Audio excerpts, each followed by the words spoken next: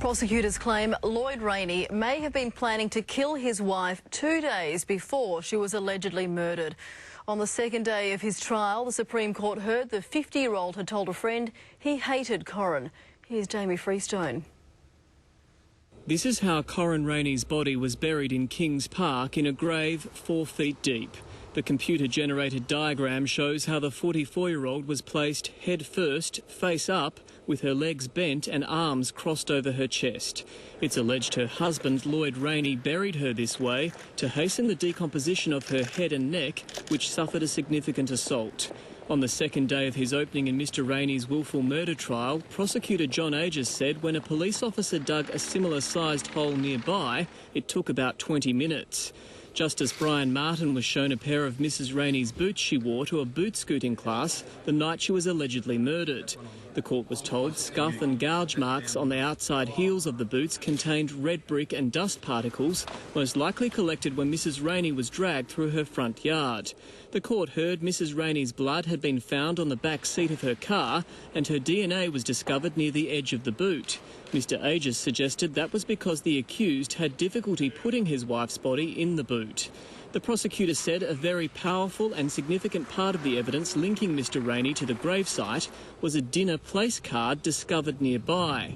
Printed on one side was his name, on the other in handwriting the words "The Queen."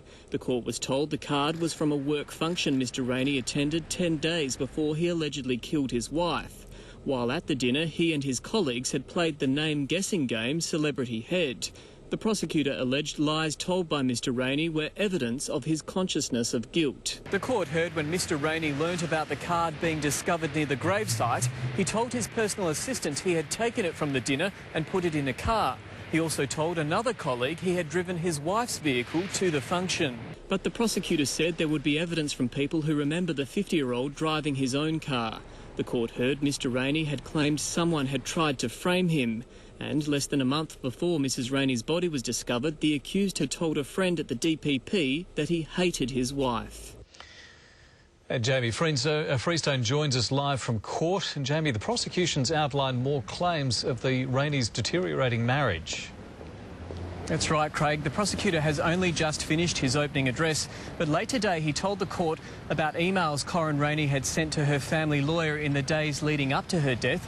In one of them, she claimed that Lloyd Rayney was openly having an affair with a young lawyer at the office of the DPP. She also told her lawyer that she was living with a snake and was concerned about Lloyd Rayney's past gambling habits, including the loss of $20,000 gambling in the late 90s. The court also heard that in the year before Mrs Rayney died, Lloyd Rayney had allegedly lost another almost $50,000 gambling on sports and betting on television programs like Dancing with the Stars and the Logies. The prosecutor also detailed allegations about how Mr Rayney had allegedly bugged the family home phone and arranged for phone conversations to be recorded. The prosecutor told the court that in one of them, Mrs Rayney claimed to her sister that Mr Rayney had been sleeping around behind her back and accepting shady deals, including a payment from a client, Hancock Prospecting, of $200,000.